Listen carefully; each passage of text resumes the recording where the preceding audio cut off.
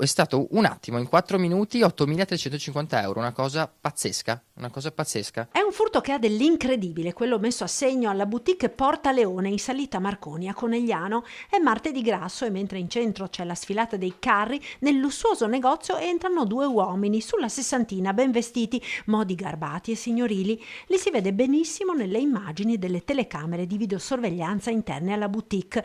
Dicono di essere turisti tedeschi in visita alle colline del Prosecco e mentre uno chiede informazioni al titolare su un paio di scarpe, l'altro finge di guardare degli abiti. Il racconto del titolare. Praticamente io ero dietro al bancone a seguire un signore, mentre l'altro da qui asportava, in maniera veramente incredibile, sembrava quasi un trucco di magia, un abito di Brunello Cucinelli da 6.190 euro e invece dall'altra rella da questa parte un giubbino di Ileventi da 2.050 euro. 8.240 euro in pochi attimi. Con una tecnica quasi da prestigiatore, il ladro è riuscito a rubare i capi nascondendoli sotto la giacca che teneva appoggiata alla spalla. E anche guardando le telecamere davvero non ci si rende conto di come faccia, perché con solamente una mano riesce a piegare un abito intero, renderlo praticamente un pacchettino e in questo poi prenderlo e nasconderlo sotto la giacca che aveva sulla spalla.